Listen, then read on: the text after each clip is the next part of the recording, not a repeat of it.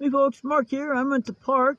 One of the usual places where I fly, hoping for a break in between cells of this storm, which often happens, but today it doesn't look that likely.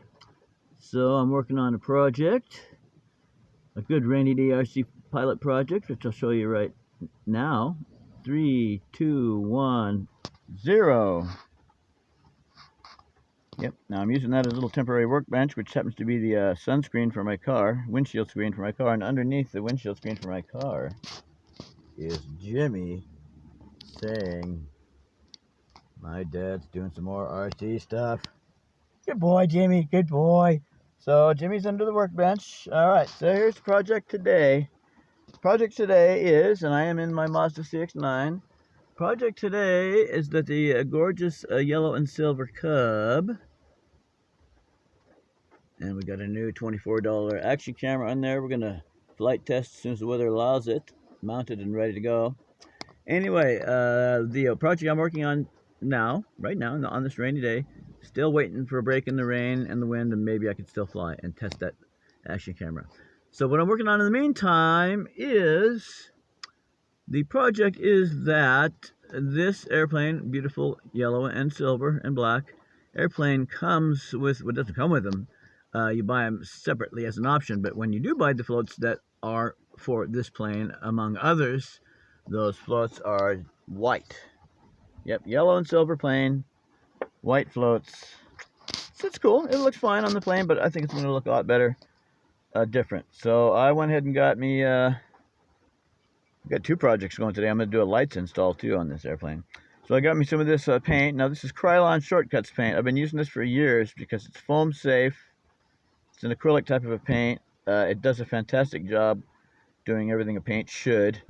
So I'm going to use that.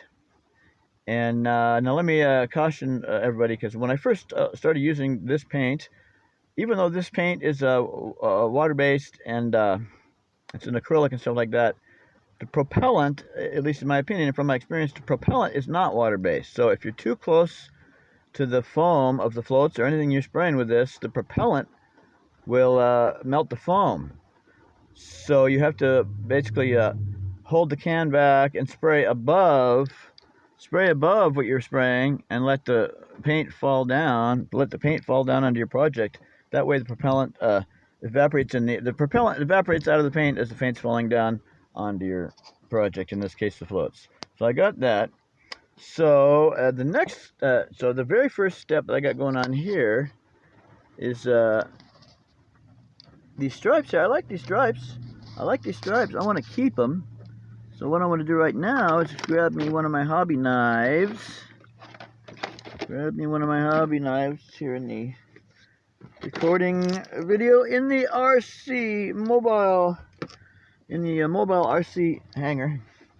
Alright, so I'm going to move some stuff out of the way. Gonna get myself a knife. Okay, so what I'm going to do now, first step, is to grab a hobby knife like this. Extend the blade out like this.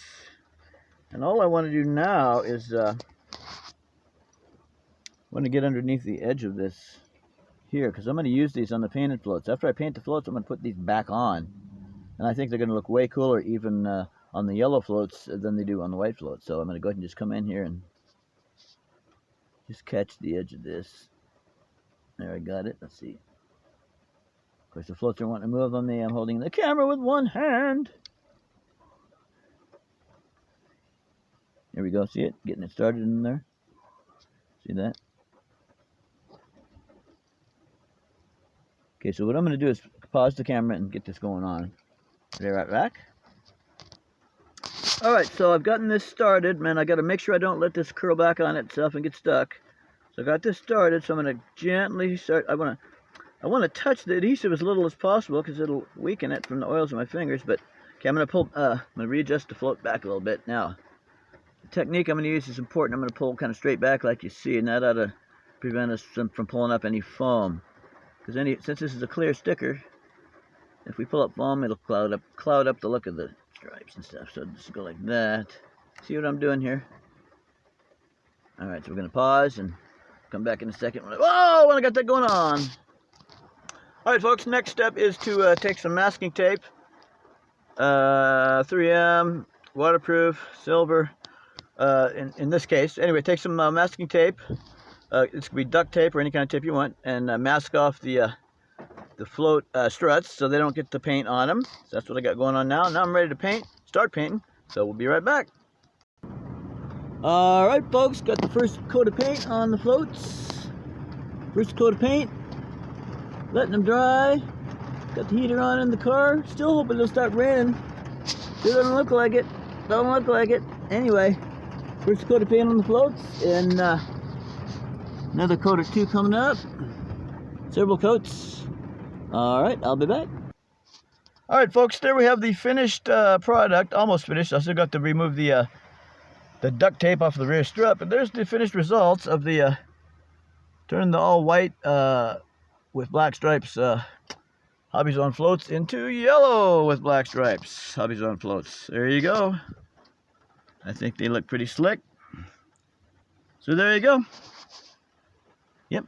Coming up in the next week or two, probably be a floats maiden for the Carbon Cub S2. Yep.